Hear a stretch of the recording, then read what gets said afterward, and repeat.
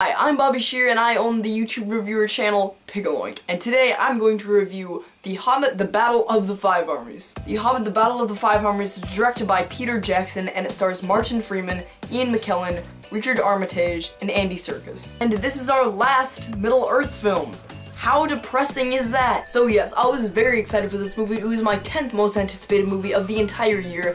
And yes, I basically went into this movie with extremely high expectations, and I came out, and this movie is a very, very satisfying and epic send-off to an epic trilogy. The acting in this movie is basically the best part about this movie. Martin Freeman has been my favorite part of both Hobbit movies, and including this one, even though he's not really in this movie that much. This movie is basically Thoron's movie, and Thoron completely kicks butt in this movie. He's awesome. This movie also looks beautiful in a few scenes. The cinematography is so great, and for the few scenes that Smaug is in this movie, he looks just gorgeous. I also really like the ending of this movie. I thought it was just a really like sad and really just touching send-off, and I think it is exactly how it needed to be. It wasn't just this huge epic ending. It was just kind of quiet and it just kind of ended, and I liked it like that. Alright, my flaws of the movie. First of all, this movie is really CGI heavy, but to the point where it feels like they didn't finish a lot of things in this movie. A pretty important character in this movie is completely CGI. He's like this huge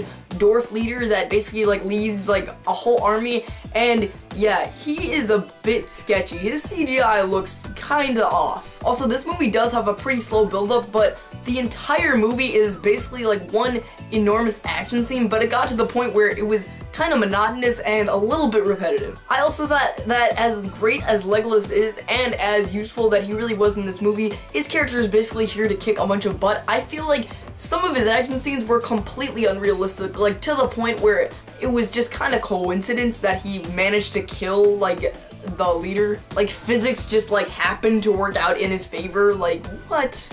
Overall, this is a very short review, but yeah, I don't have a lot to say about this movie. There's not a lot I didn't like about it, but there's not a lot that I truly like adored about this movie. I think it's a really good movie. I think it's a perfect send-off for what it needed to be. I thought it was great. I just wanted a little bit more, but I'm going to give The Hobbit, The Battle of the Five Armies, I'm going to give it a 4 out of 5. It's definitely worth seeing.